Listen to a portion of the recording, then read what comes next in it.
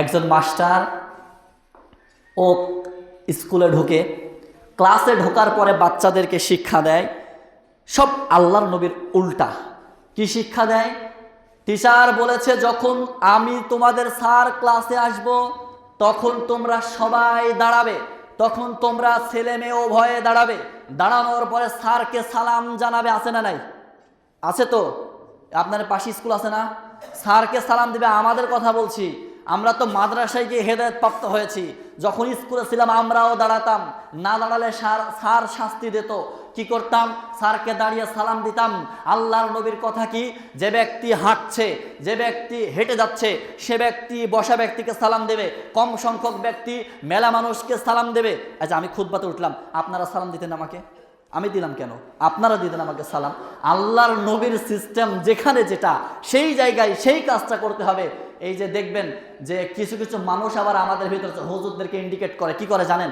সমাজে আপনাদের গ্রামের ভিতরে কিছু মানুষ এক জায়গায় বসে আছে, তো আমি যাবো যেটা আল্লাহর নবী সিস্টেম দিয়েছে ওই সিস্টেমটাই আমাকে করতে হবে। গাঁজাখোর থাক আর বিড়িখোর থাক, আমাকে করতে হবে সবাইকে সালাম দিয়ে পার হতে হবে, তাই না?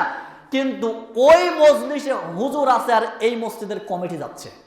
বুঝলেন বিষয়টা? আমি কিন্তু কাউকে লাড়ছি না, যে ওই মসজিদের হুজুর ওখানে বসে আছে আর এই মসজিদের কোনো একজন মুসল্লি বা কমিটির লোক ওই দিক দিয়ে যাচ্ছে। কমিটির লোক কিন্তু ও কিন্তু সালাম দিল না।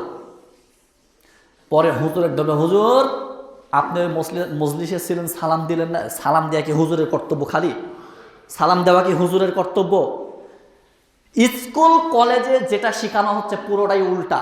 ইভেন স্কুল কলেজে এটা শেখানো হচ্ছে যে বাচ্চারা কিভাবে নারী পুরুষ উভয়ে মেলামেশা করবে, এই জিনিস শেখানো হচ্ছে।